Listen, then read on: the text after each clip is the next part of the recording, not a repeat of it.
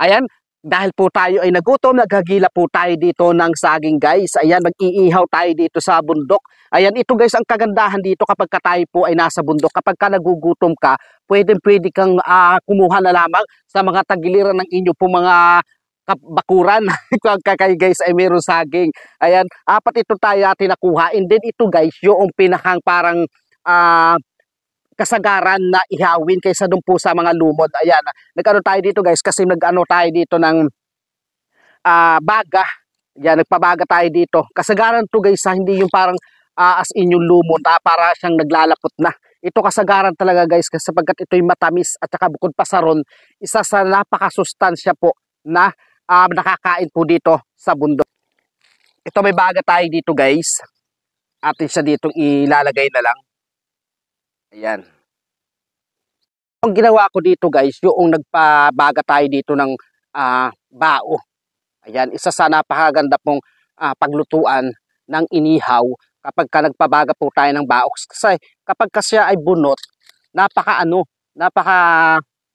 usok na. Bukod pa sa rong guys, mauulingan yung ating pong kakainin. At ito na nga guys, luto na po ang ating pong inihaw po na saging. Ayan, pinagsama-sama na natin dito. Ayan, solve na solve po ang ating pong gutom kapag tayo po ay nakaapat po nito. Kasi ito ay yung parang umaalsa po sa tiyan. Ayan yung mga... Grabe. Guys, mas masarap kainin ito kapag yung mainit-init pa kaysa doon sa malamig na. Ayan, ito kasagaran siya eh. Kasi yung... super init pa guys ha. Ayan. Sino po nakatry na nito na yung talagang kapag naroon kayo sa kabundukan, tapos kayo ay nagugutom, wala kayong mahagilap na, wala kayong maisaing kasi walang bigas. Ayan. Guys,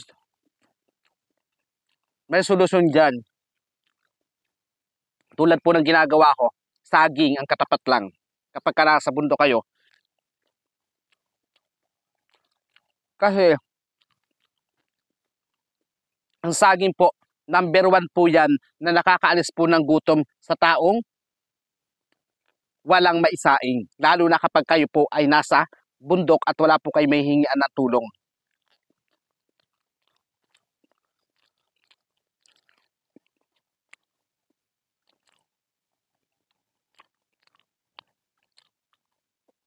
Grabe ang init.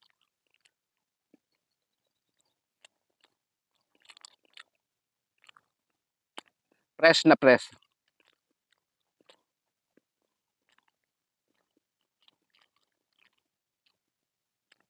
Minsan mas masarap ang kainin yung inihaw kaysa doon sa agawin mong banana kyo. Kasi super tamis na nun.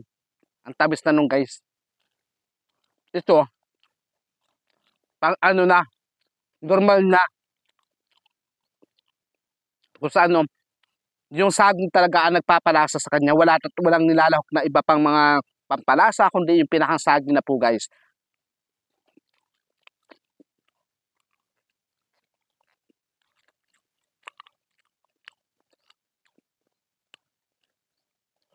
Ang init. Hindi lang ako magtatagal kasi malayo-layo na natin lalakbin. Uubusin ko lang to guys at tayo po uuwi na rin. Kasi malayo-layo pa po yung akin pong babaan para nandun po yung pinakang highway. Ayan. Hello po, nakapag-follow na po kayo. Maraming salamat po sa inyong panonood. God bless.